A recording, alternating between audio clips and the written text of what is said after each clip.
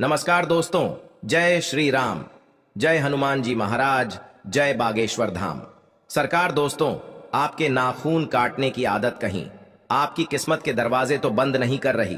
कहीं आप इस दिन नाखून तो नहीं काटते और नाखून से किसी ने आपको अपने वश में तो नहीं किया हुआ है। जी हाँ दोस्तों, हैरान मत हो, ये आपके नाखून से कोई भी आपको अपने वश में कर सकता है, क्योंकि तंत्र मंत्र की विद्या में नाखून और बाल वशीकरण के लिए सबसे सिद्ध माने जाते हैं। तो अगर आप नाखून काटते समय यह गलतियां करते हैं तो आपका दुर्भाग्य आपका पीछा कभी नहीं छोड़ेगा। साथ ही अगर आप दुनिया को अपने इशारों पर नचाना चाहते हैं तो नाखून काटते समय ये सावधानियां जरूर बरतिएगा और नाखून को कचरे में फेंकने की जगह इस पेड़ की जड़ में डाल दीजिएगा, तो पूरी दुनिया आपके सामने घुटने टेकने पर मजबूर हो जाएगी। तो आखिर कौन से पेड़ की जड़ में डालना चाहिए आपको अपने कटे हुए नाखून? अगर आपके मन में भी यही सवाल है तो वीडियो को अंत तक जरूर देखिएगा।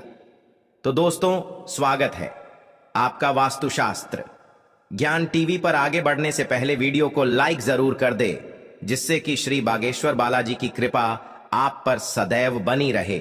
चलिए वीडियो में आगे बढ़ते हैं। तो दोस्तों, जब भी तंत्र शास्त्र की बात आती है तो वशीकरण इसका एक मुख्य भाग होता है, और किसी भी इंसान को वश में करने के लिए उसके बाल और उसके नाखून मुख्य भूमिका निभाते हैं। इसी के साथ अगर आप सनातन धर्म की तरफ देखेंगे तो आपके बाल और नाखून काटने के लिए भी कई मान्यताएं बताई गई हैं। कई लोगों की आदत होती है कि वह हमेशा अपनी छुट्टी वाले दिन ही नाखून काटने की सोचते हैं, और नाखून काटने के बाद हम उन्हें कचरे में फेंक देते हैं। हमने अक्सर अपने घर के बड़े बुजुर्गों से यह कहते हुए सुना तो है कि इस दिन नाखून नहीं काटने चाहिए, वरना तुम्हें परेशानियों का सामना करना पड़ेगा। लेकिन आज की आधुनिकता में इन विचारधाराओं को मानना हम जरूरी नहीं समझते हैं। वहीं अगर हम अपने स्वास्थ्य की दृष्टि से देखें तो शरीर की सफाई में नाखूनों की सफाई रखना बेहद जरूरी हो जाता है। अब क्योंकि हम भारतीय परंपरा से जुड़े हुए हैं, इसीलिए हम छुरी और कांटे की बजाय हाथ से खाना खाते हैं। इसलिए अपने नाखूनों को साफ रखना हमें बचपन से ही सिखाया जाता है, ताकि हमारे नाखूनों में लगी हुई गंदगी हमारे पेट में ना जाए और हम बीमार ना पड़े। लेकिन अक्सर होता क्या है कि हम नाखून किस दिन काटे, इस बारे में हम अक्सर दुविधा में रहते हैं। तो सबसे पहले यह जान लेते हैं कि किस दिन नाखून काटने से क्या फल मिलता है। तो दोस्तों, एक सप्ताह में 7 दिन होते हैं, जिनमें से अगर सोमवार को हम अपने नाखून काटते हैं तो सोमवार को मन का कारक माना जाता है, और हमारे मन का संबंध हमारे शरीर से होता है। तो अगर हमारा मन पवित्र रहेगा तो हमारा शरीर भी स्वस्थ रहेगा। तो अगर आप सोमवार के दिन अपने नाखून काटते हैं तो हमें अपने तमोगुण और राक्षसी बुद्धि से मुक्ति मिल जाती है। इसी के साथ मंगलवार का दिन हनुमान जी का दिन माना जाता है, और यह बड़ा दिन भी होता है। इसीलिए हमारे घर के बुजुर्ग मंगलवार के दिन नाखून काटने से मना करते हैं। लेकिन दोस्तों, शास्त्रों में कहा गया है कि अगर आप मंगलवार को नाखून काटेंगे तो आपको अपने कर्ज से मुक्ति मिल जाती है, और कर्ज से जुड़े वाद विवाद या कोर्ट कचहरी के चक्कर से भी बचा जा सकता है। साथ ही अगर आप बुधवार को अपने नाखून काटते हैं तो आपको धन लाभ होने की संभावनाएं कई गुना बढ़ जाती है। इसके अलावा अगर आप नौकरी पेशा वाले व्यक्ति हैं तो आपकी प्रखर बुद्धि की वजह से आपको धन लाभ होने लगता है और आपकी नौकरी में तरक्की होने लगती है। इसके बाद गुरुवार को अगर हम नाखून काटते हैं तो यह बृहस्पति का कारक होता है। बृहस्पति आध्यात्मिक ग्रह कहे जाते हैं। तो अगर आप बृहस्पतिवार को नाखून काटते हैं तो आपको अध्यात्म की प्राप्ति होती है और आप ईश्वर की तरफ अपना मन एकाग्र कर पाते हैं। साथ ही शुक्रवार को नाखून काटने से आपके जीवन में प्रेम और कला का अनोखा संगम देखने को मिलता है। अगर आपके करीबी दोस्त या रिश्तेदार आपसे दूर रहते हैं तो अगर आप शुक्रवार को नाखून काटते हैं तो इससे उनके मिलने की संभावना भी बढ़ जाती है। इसी के साथ शनिवार का दिन शनिदेव को समर्पित किया जाता है।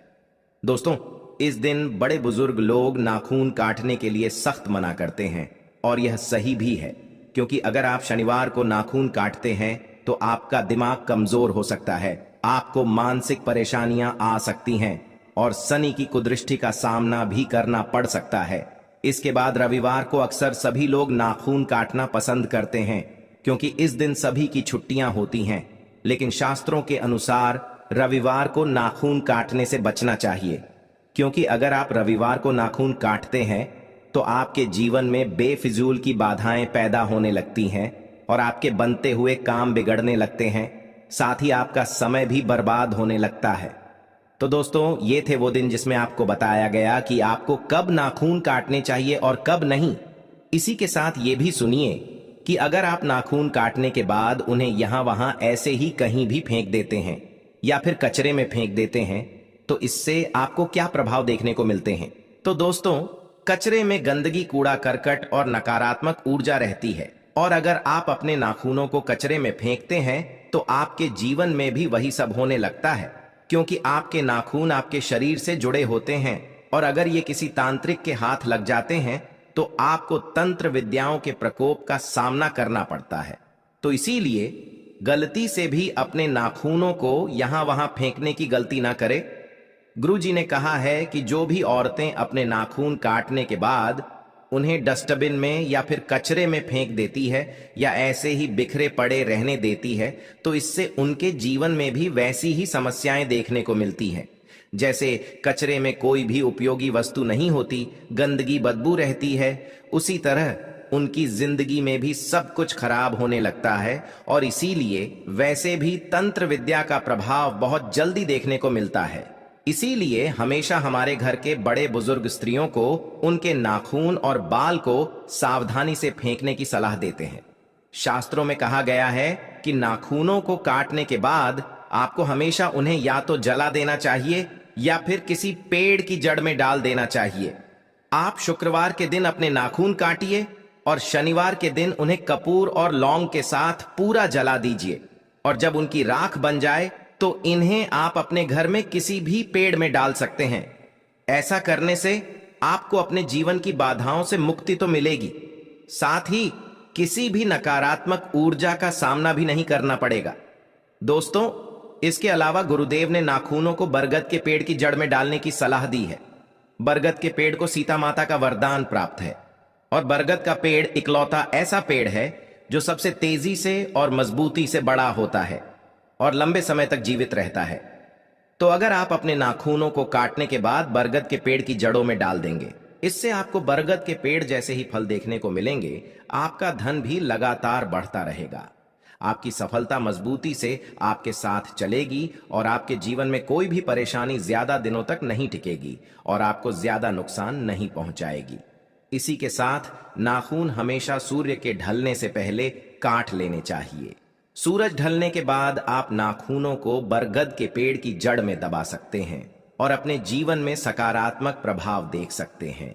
इसी के साथ अगर आप नाखूनों को तुलसी या फिर अपने घर के किसी भी पौधे की जड़ में डालते हैं तो यह भी आपको सकारात्मक प्रभाव ही देंगे। बस कभी भी नाखूनों को कचरे में या फिर किसी गंदी जगह या नाली में फेंकने की गलती ना करें, वरना आपको अपने जीवन में घोर परेशानियों का सामना करना पड़ सकता है। इसीलिए अगली बार आप जब भी अपने नाखूनों को काटें तो दिन का विशेष ख्याल रखें और नाखूनों को काटने के बाद उन्हें समेट कर रख लें और बाहर जाते समय किसी भी बरगद के पेड़ की जड़ में दबा दें।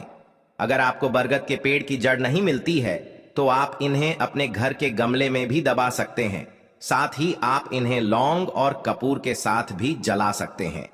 इससे आपको कोई भी नकारात्मक प्रभाव नहीं देखने को मिलेगा। तो उम्मीद करते हैं दोस्तों कि आपको समझ आ गया होगा कि नाखूनों को काटने के बाद हमें उन्हें क्या करना चाहिए और क्या नहीं।